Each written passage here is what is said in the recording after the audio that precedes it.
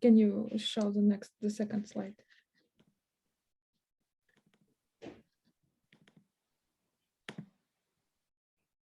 Okay, can you see the? Yes, I can. Yeah, it's a bit. Yeah. Okay. Okay. So hello everyone. Good afternoon. Good morning. Good evening.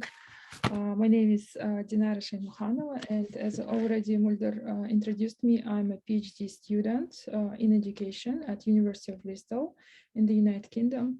And my research is related to fostering autonomous language learning in the context of trilingual educational policy in rural schools of Kazakhstan.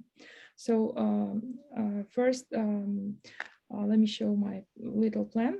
This presentation will not take too much time, I hope, but I wish that our discussion part will be longer. Can you show the next slide? Sorry, I'm just. Okay, so there was a little bit introduction about myself, but I want to introduce myself a bit more related to my research topic. How did I come to this research? And then I will talk a little bit about trilingual educational policy in secondary schools context in Kazakhstan, which is really debatable and very hot topic in our country, but it is a relatively new scene in our country.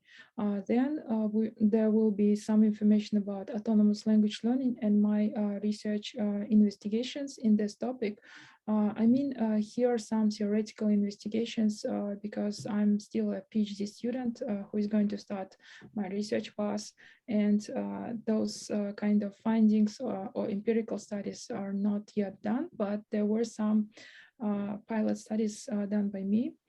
Okay, and one very important thing for today, I would like to talk about teachers' role in fostering language learner autonomy.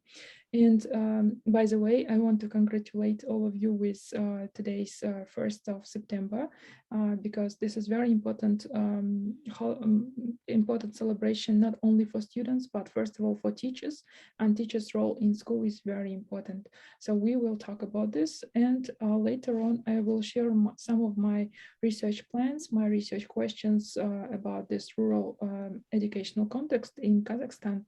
And I hope for interactive part where you can ask me questions, maybe give some recommendations, some advice, or maybe some discussion about how to go, how to keep with this topic, and how to research this topic, or maybe just share some ideas about some research insights or research ways on how to research. Thank you. So we can move.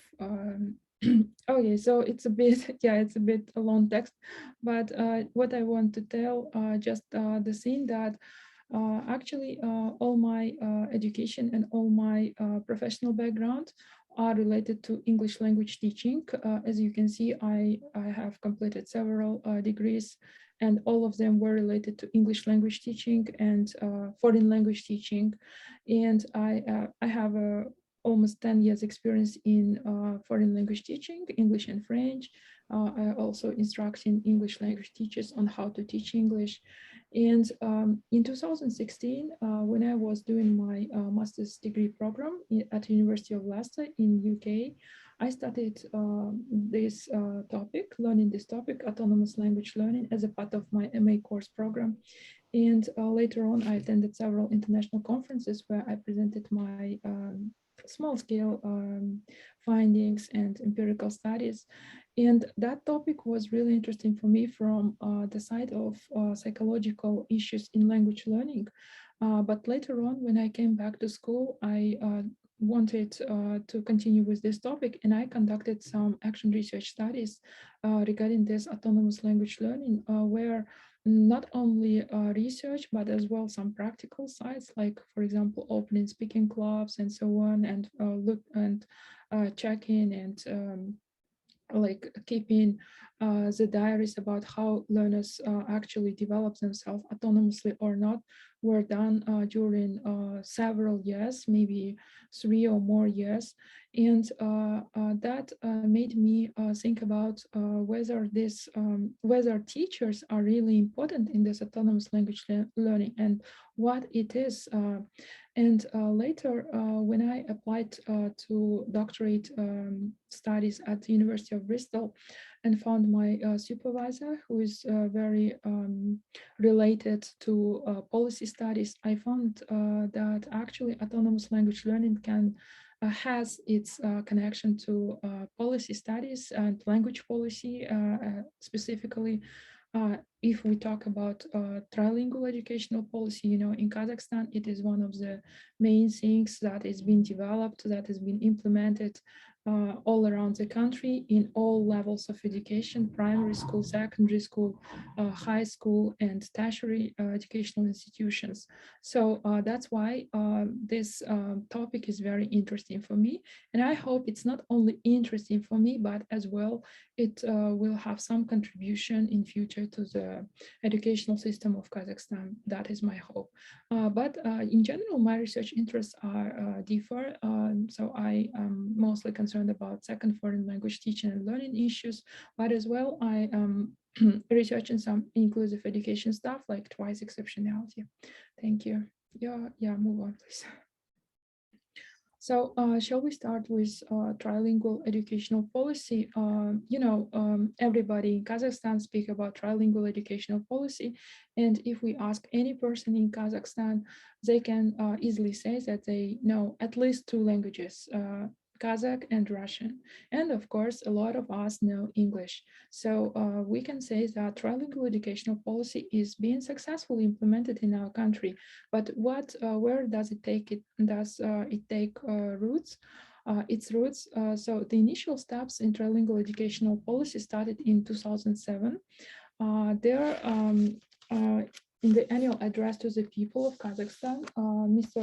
Nursultan Nazarbayev, our first president, our leader of nation, mentioned and noted that Trinity of Languages, the project of Trinity of Languages, within the framework of cultural heritage program, should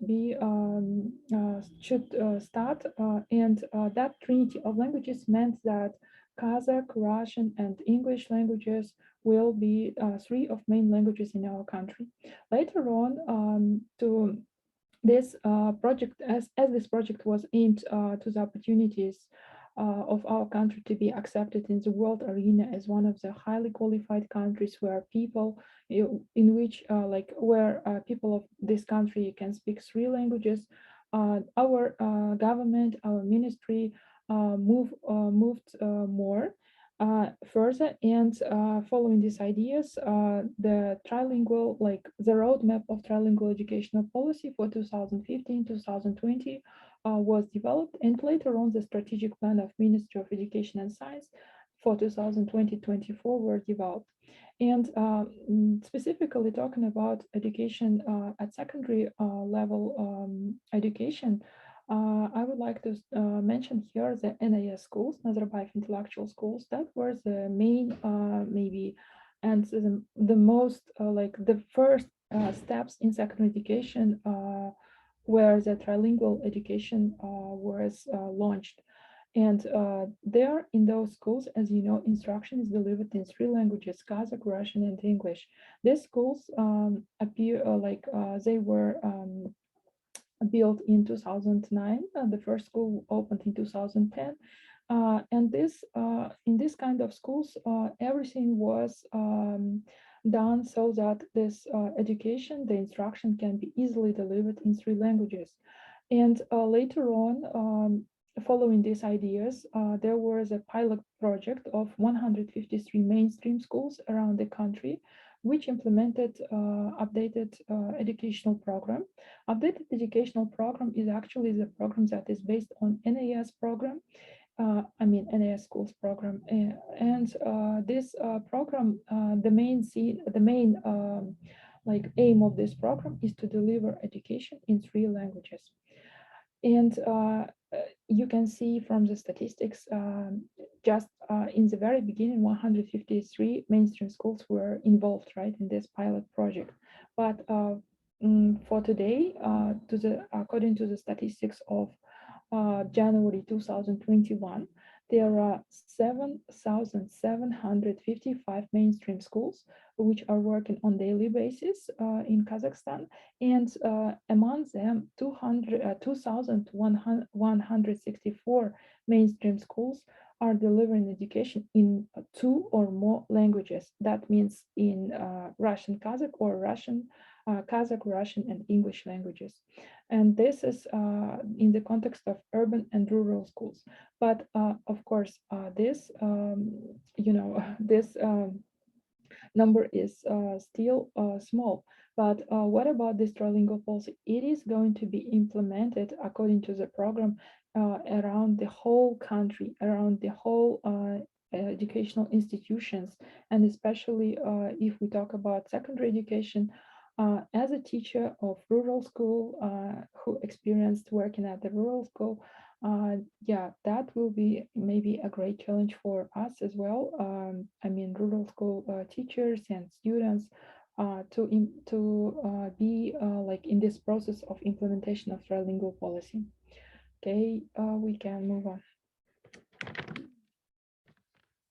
But so what, as I already mentioned, the actually trilingual educational policy is very good program, is very good policy since it really gives people a lot of opportunities, not only in language learning, like in contribution to their language skills and knowledge development, like in three languages, right?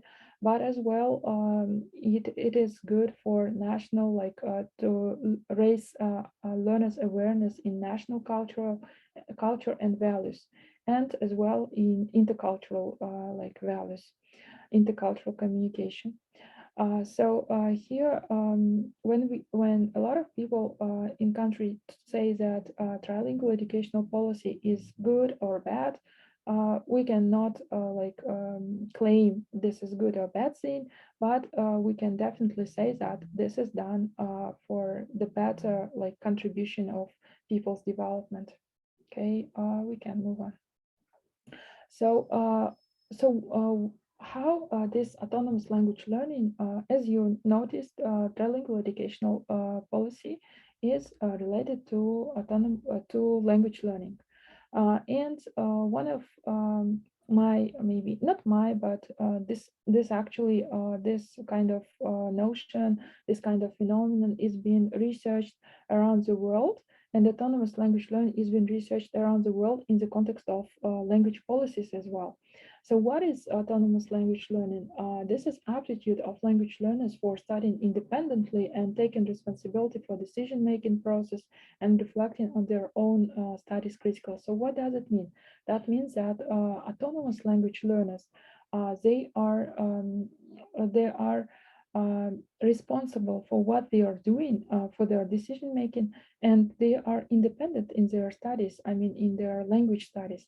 But when we say the word independent, here we should take some, quotation marks, because independence does not mean autonomy, and autonomy does not mean independence.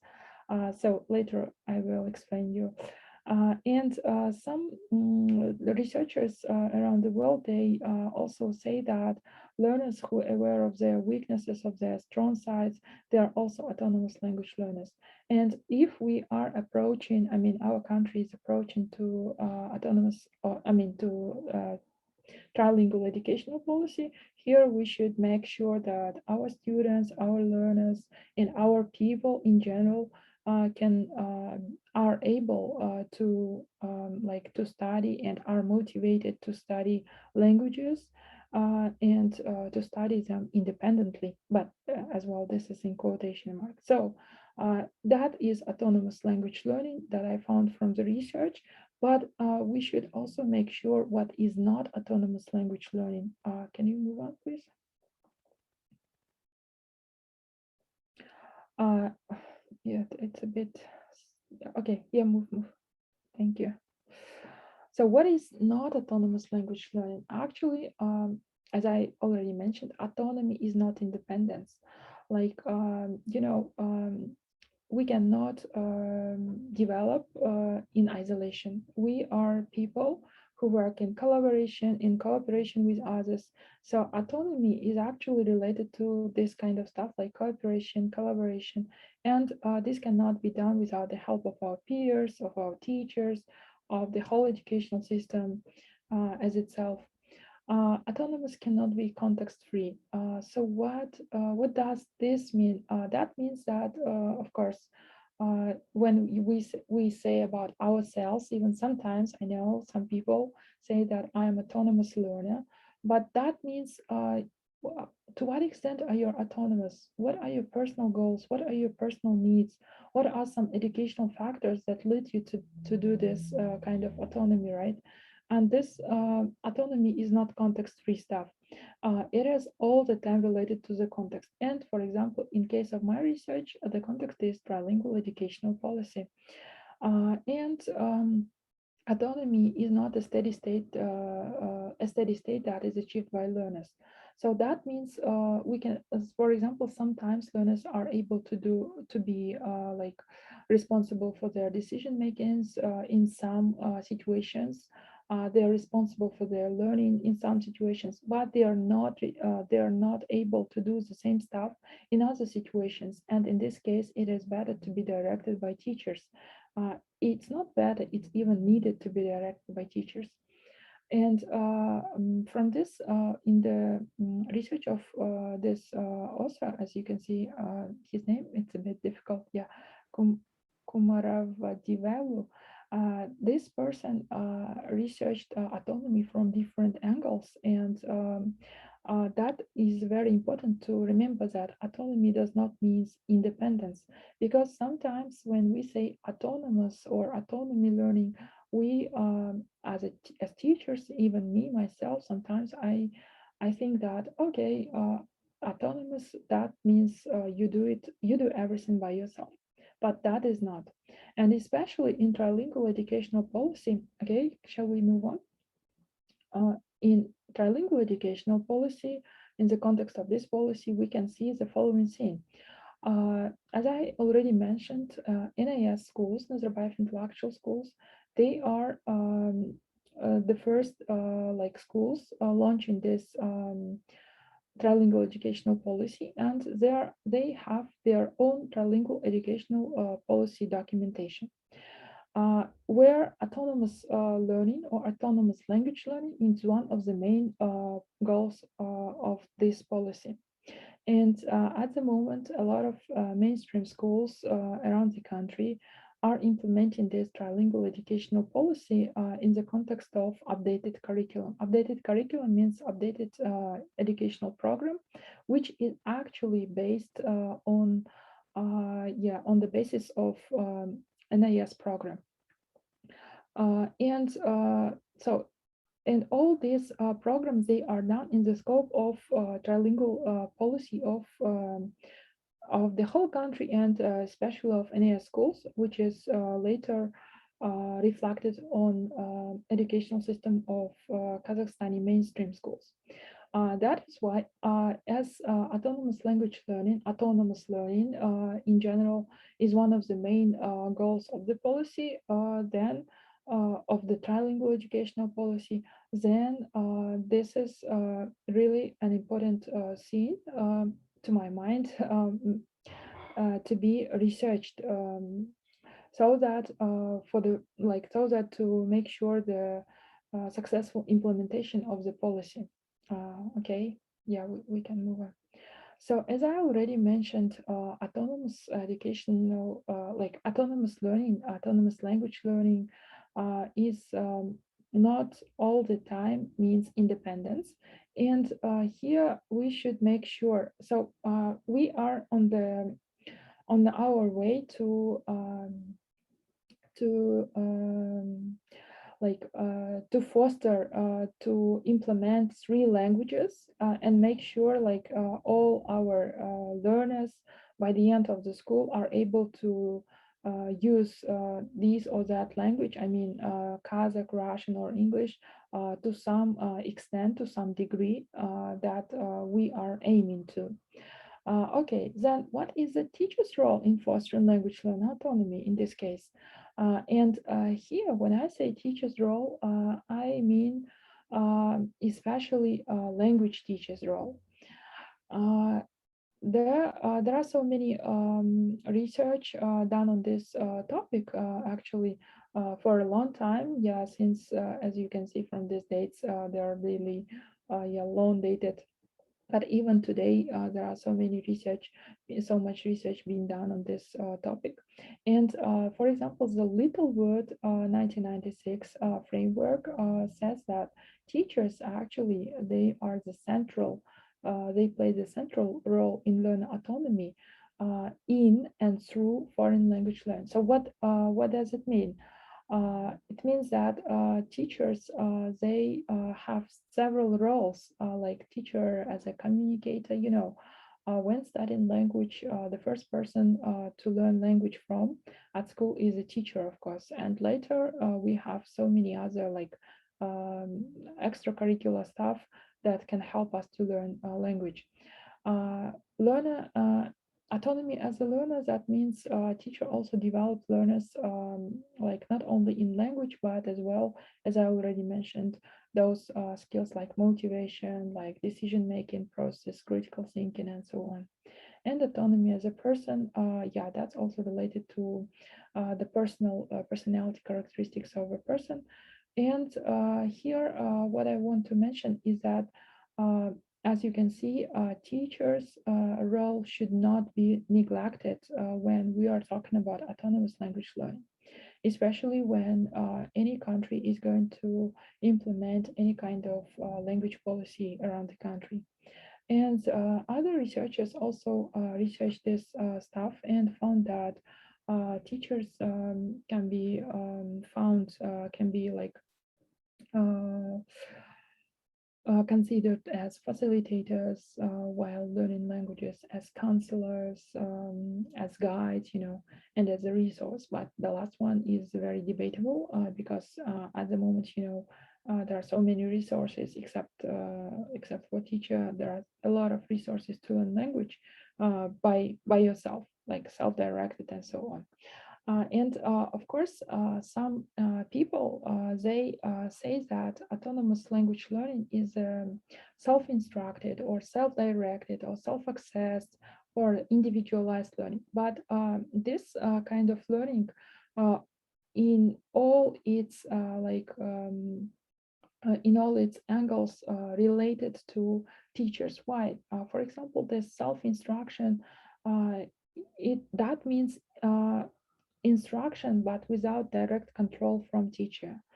Self-direction, that means when learners, like for example, accept their responsibility for all their decisions, but at the same time, they are still need some guide from teachers. Self-access, this when learners have a lot of self-access opportunities to learn languages, but at the same time, it cannot be done without proper guide from teacher side. Individualized instruction, of course, that's a kind of instruction when teachers, first of all, play a great role in this kind of individualized instructioning. And here, I also want to mention that in regard to rural school context, that is what I'm going to research. Yeah, we can move on to the next slide. I like put myself 3 questions, but still shaping my questions. So just have a look at them.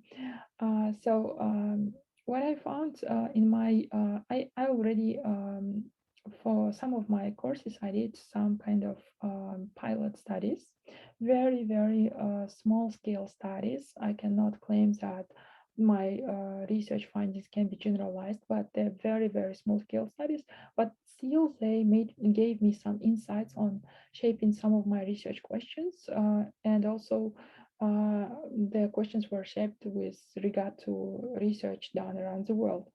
So one of my research questions is to find out how do teachers in Kazakhstani mainstream schools, and especially a rural school context, how do they conceptualize the meaning of autonomous language learning, and how do they seek its implementation? There are some situations that happens to us even when we actually promote, we actually do the stuff, but we just don't know maybe the right terminology. And that's why sometimes the conceptualization of some of the notions, some of the phenomenon at first glance can be said that there is no conceptualization, there is no understanding, right? No awareness. But when we like research deeper, we find that there is it takes place, but maybe it has no name yet, right? Then the second question, and here, yeah, I also want to find out how do teachers seek the implementation, its implementation, right? Because it is really the most important thing for implementation of trilingual educational policy, right? The second question I want to to research in my future research, how do teachers, especially language teachers, perceive their role in fostering language learner autonomy? Why I put here accent on language teachers, because with this updated curriculum, not only language teachers, but as well content teachers, they are delivering the instruction in different languages. For example, science teachers can deliver the instruction in English and so on. But since my my professional background is more related to language, language teaching, and as well since this trilingual policy, first of all, um, consider language teachers as the main, like one of the main actors in implementing this policy, then I put yes attention to this language teachers context. And of course, if language teachers, studying languages as a subject starts much earlier rather than studying subjects in other language, right? That's why a language teacher's role is very important.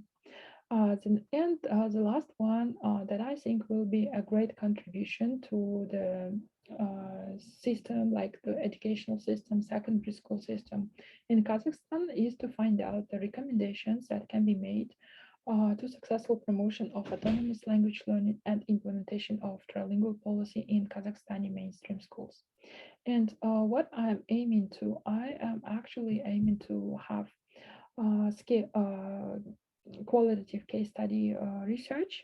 Maybe I was thinking about one case study, but my research supervisors advised me to have two case studies to have to see the difference, maybe some similarities. But of course, one case study is also good for PhD degree program. But yeah, I'm still thinking about this. And this case study is a case of a rural school setting, so a rural school in Kazakhstan, where I would like to research it from all the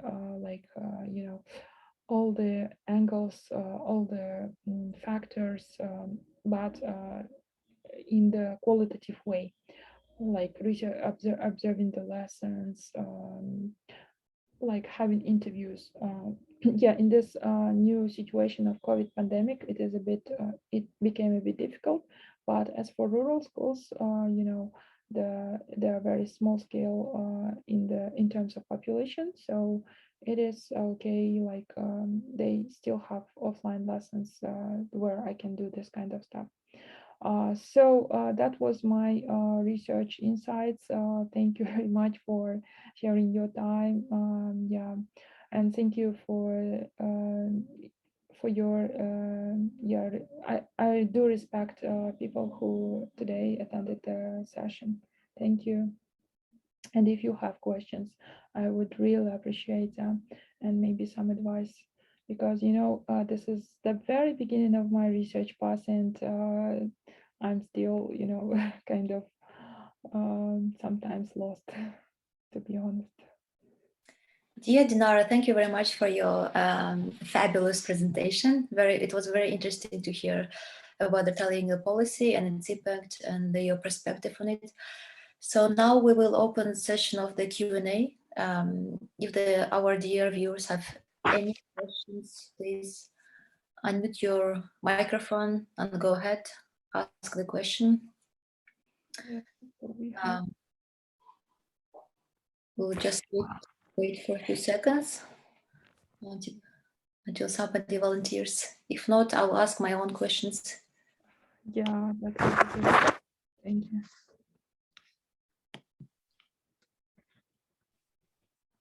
Okay, I'll go ahead with my question.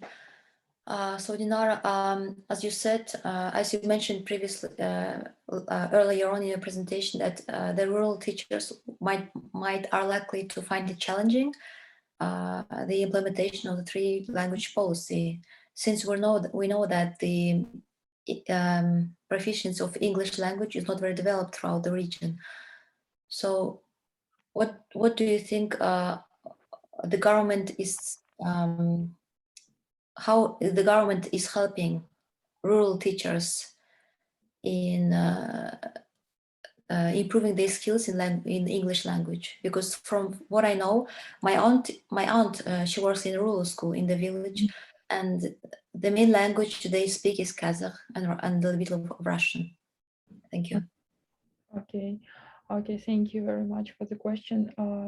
So in this case, I cannot claim about whether all rural schools, like in general, have these challenges, because some of the schools, they are, they are really like developed, yeah.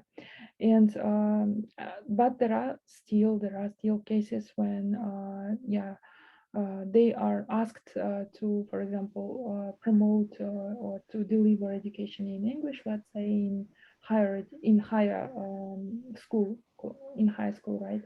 In 10th, 11th grade, I mean math, science, but there is lack of language from the teacher's side and from the student side, not only teachers.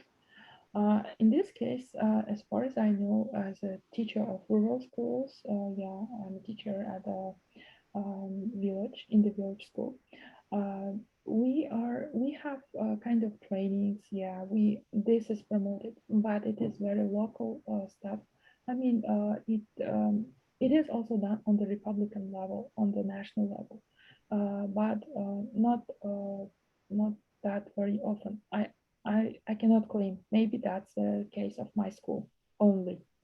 But we still have some kind of support and trainings, but this is not enough, of course, because knowing language and knowing how to deliver your subject in foreign language, it's two different stuff. It's not about the same thing. You can speak language very well, but you still cannot be able to teach language, or maybe teach in the language. That's really different things. And I think in this case, the government should help teachers with methodology on how to teach in that language. Not only helping with language itself, but also with the methodology. Yeah. Okay, thank you very much. Thank you. Thank you for the question. Oh, that's a good insight for my future research. So we have time for a few other questions, please. Our participants, if you have any concerns, comments, or you can write in the chat box. Okay, I'll go ahead with my second question. So it seems as the Kazakh-speaking children have less opportunities to learn English because there are more textbooks, resources to learn for Russian-speaking people. So how do you know, how do you think the government and schools are trying to tackle this issue? How they're helping the Kazakh-speaking people? Are they publishing more materials or maybe more online resources? Because from what I know, from my experience, there are mainly it's more convenient, easier for Russian-speaking people, children, youth, to learn English rather than Kazakhs. Okay. Here, maybe as a researcher, I cannot answer your question, but as a practitioner, as a teacher of English, at the moment in Kazakhstan, English language is being taught in English. There is a kind of maybe policy or something, because all the books that are coming from like Oxford Press or Cambridge Press, they are like adapted for Kazakhstani context, and they are I mean all instruction, everything there is in English, yeah. But there are for first grade students, for zero grade students, preschools, there are books that are published in Kazakhstan, and they have instruction in both. Like if you're teaching English, or if you're teaching Kazakh speaking classes or Russian speaking classes, because I 2 years ago I used to teach in the preschool, zero grade. And there we had books from, from the national publishers, and they were adapted to both contexts, like Kazakh and Russian. So, but as for the English language itself, the methodology is very developed. The methodology is very developed, and that means that it is easier for teachers to teach English in English rather than using the L1, I mean first language. But at the same time, of course, teachers still come to the help of first language to teach. Yeah, It is mainly Russian or Kazakh. It depends. Yeah, it actually depends. For example, it also depends on the level of students. If the level of students is quite low, then you should like try maybe to help them with maybe first language to explain some maybe difficult stuff. But that also depends on teachers as well, because some teachers, for example, English language teachers, they are in general, maybe they are more Russian speaking people or Kazakh speaking people, but they can be put in any class, in Kazakh speaking class or Russian speaking class. So here nobody choose, because you teach a language, right? Foreign language. So you don't need the help of other languages. But then I agree with you. There are situations when some teachers, they use, for example, a Russian language in Kazakh classes, or maybe Kazakh language in Russian speaking classes to deliver English. Okay. Thank you very much for your detailed answer. So yes, if you have any other questions, dear guests.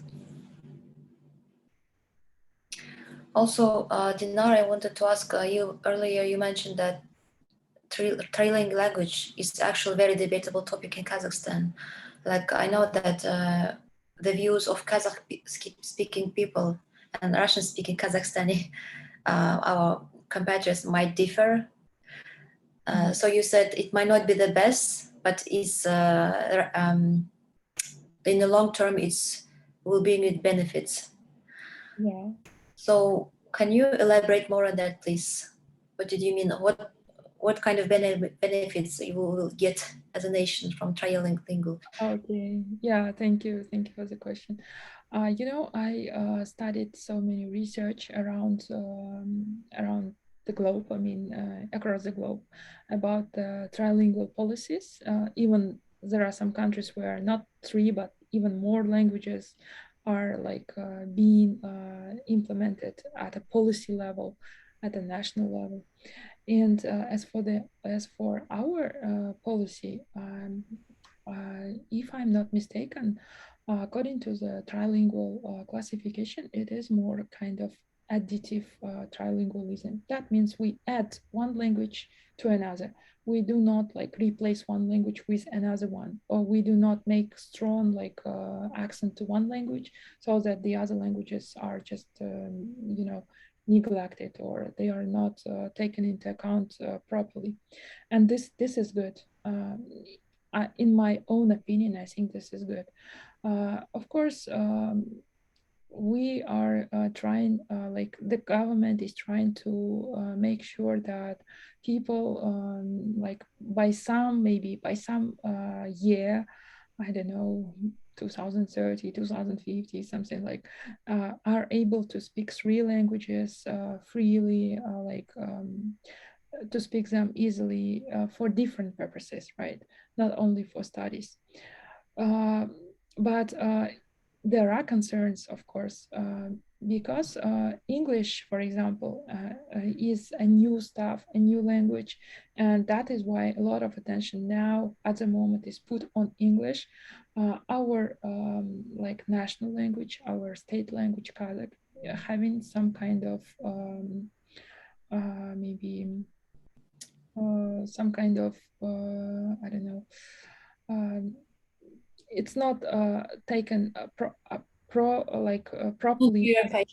Yeah, some drawbacks are on Kazakh language, and people, of course, they are concerned. They are concerned about whether, like for example, if we promote a lot of English, then what will happen to our own nation? What will happen to Kazakh? And at the same time, we have Russian language. Yeah, there are this kind of stuff, but any trilingual policy leads to, I don't know, to my mind, leads to good things, because that opens the doors, the global doors for people, and at the same time that keeps your own like language with you. If this trilingual policy is classified as something like additive, not the one that for replacement. Okay, thank you very much. So we have a question in the chat box from Nurtas. He says, thank you, Dinara. It was a fabulous presentation. Thanks for sharing your experience and ideas. When we talk about trilingual policy, I think we have to talk about teaching other subjects in English as well. Do you have any plan doing research on it? Thank you, Nurtas. Yeah, thank you, Nurtas. That's a good question. I was thinking about, CLIL, content language integrated learning. But my main focus is about language teachers, but of course there are so many research even in Kazakhstan. There are so many researchers, I mean Bolashak students, researchers, Nazarbayev University students who are researching this trilingual policy in the context of content language integrated learning, where English is used as a language of instruction for with teachers of other subjects, I mean the content subjects. There are a lot of researchers now at the moment, but my research is not, maybe it will, of course, touch some ideas related to content language integrated learning and teaching, like using English as a language of instruction for content subjects, but it mostly be related to language teachers, and especially English language, since it's my background, and it is one of the maybe weakest points at the moment in the trilingual policy in Kazakhstan. Okay, thank you very much. I have another question. During your research for the thesis for your dissertation, have you studied the cases of Switzerland, Luxembourg? Because from what I know, they use 3 languages in their country. So most population is trilingual. And what do you think about it? What are your... Yeah, thank you. Yeah, I'm actually now still researching. Yeah, there are so many cases around the world. Yeah, in Europe, in Far East. I mean the Asian countries like Hong Kong, where they use this trilingual policies. Yeah, I think like using their ideas will be also good. That just to compare with our country as well, and to find maybe some recommendations. Yeah, thank you for this I advice. remember when I was taking the train I think it was Switzerland, the announcement was made in 3 languages, which reminded me the Air Astana flights. Oh yeah, thank you. Yeah, there are even countries who have not trilingual, but they have 4 or maybe 5 languages. Yeah, there No, are. which Uh, country? I cannot remember at the moment, but they are in Europe. Oh, wow. Yeah. But they are like some of some stuff they regard as language, but it is not language as itself. It could be a Dialect. dialect. Yeah. That's Maybe Germany. I think Germany has many dialects. Thank you very much for your interesting answers. Um, our viewers are being shy. No, no more questions, please. you have some your own experience sharing with trilingualism in Kazakhstan. If you share, that will be also good for me for my maybe future insights. Because I I do like suppose that people here speak at least 3 languages. Yes, true. Yes, that's interesting. I've graduated the Kazakh school in the center of Almaty. So inside the school, we were encouraged to speak Kazakh, but outside we were speaking Russian. So that is the 2 languages. And third, the English. Yeah, it was the main subject in school. I Mm, think especially the urban children are more immersed in 3 languages, whereas in rural areas, I think they might be more 2 languages. Okay, Ansar, raise the hand, please, Ansar. Hi everyone. hello. Thank you for your presentation.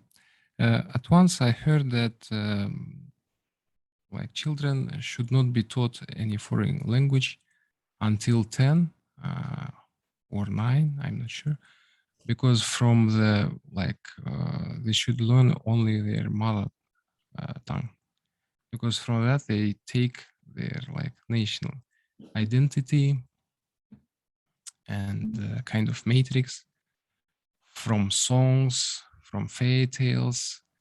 They get like semantic of language Mhm. because reality is it's always description. Recently, I found this like thought that reality in Japan is not equal to reality in Kazakhstan, for example, because reality is always description and semantic is different. So do you share this thought that at once we need to build teach only our language? Okay, thank you. Thank you for sharing this idea.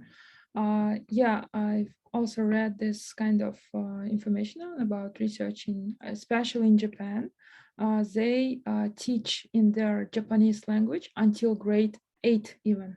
So that's around 13 years old or maybe 14 years old. And that they have some some ideas behind this way of teaching when they teach, for example, in their mother tongue. Yeah, as you mentioned, that related to not only to the language itself, but also to the cultural stuff. But later they make their students immerse into English, very like from very different fields. And in the high school, the students are almost learning in English. Yeah, so maybe some stuff in Japanese, I mean. And as for me, I cannot claim that this is right or wrong. because in Kazakhstan, you know, even in the preschool, even in the nursery school, in the kindergarten, our children, our kids, they start learning English, even from age 2, 3. Yeah, maybe that's a good approach. Maybe it's the one that when we keep our national language and our mother tongue for a long time until the development, the fully development of a person, like in isolation of other languages is good. Maybe it's also a good approach.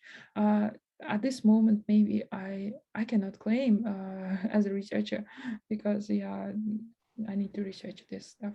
But Ansar, thank you very much for mentioning this. I will, yeah, take into account. Also, I wanted to add to Ansar's question that that might explain Japanese people's how to say, they're not very good at English. Like that's one of the main things I hear from the tourists visiting Japan, that they do not speak English. I think the later in life you learn, it's harder for people to apply it. So you know, the children's brain is very well developed in the primary school. So I think that maybe it's better to learn English together with your mother tongue from primary ages. So yeah, thank you. That's all I wanted to add. Thank you for your question, Ansar. Yes, Mulder, sorry. Thank you. Mulder, I think you, yeah, like with your comment, it also like it can be also questioned whether it is good to start early or later. Yeah, because yeah, maybe that needs research. Yes, thank you. But also I agree with Ansar that regarding the drawback of the Kazakh language, because that's what I thought as well, why people not improve their Kazakh tongue, you know, rather than jump into another languages. Because it's like the more languages you speak, but it's not very deep level, you know. The more language you speak, so like you just know the basic, the essential words, not literature level. So yeah. But you know, the modern tendency among younger generation now, I mean teenagers, they speak very, very good Kazakh. Really? If we compare to like generation of our age, let's say, yeah, maybe that also depends on methodology because now Kazakh language methodology is being developed very fast. So children can learn it easily. So it's easier to learn, you mean? Yeah, and also the environment. It's much more environment now, much more language immersion now to use Kazakh. Oh, okay. Well, we're surprised. Thank you very much. So we have another few minutes for last question. If anyone wants to jump in. If not, then we'll be ending our webinar. Thank you very much, Dinara, for your presentation. That was interesting. For me, it's the first webinar on the trilingual policy. Oh, thank you. That's why I was surprised. It's a very crucial subject, but actually not many people are doing research on that. Although there are many education PhDs from Kazakhstan. So thank you so much. I wish you all the best in your future research endeavors. If you have any good news, please share with us so we can share with our PhD association. Thank you all for today's participation. Yeah, thank you for your questions. I do appreciate. And yeah, as you said, trilingual policy is not fully researched, but still there are so many stuff to be researched here in this context. Thank you. And I hope my main maybe wish is my research to have some contribution to our country. Yes, in the regards of the improving trilingual policy. I mean. Yes. Okay. Especially. Thank you so much. I'll be uploading the video on YouTube on our all social media. Okay. Accounts. Okay, thank you. Okay, thank you very much. Thank you to everyone. Bye. Bye-bye. Have a nice day. Goodbye.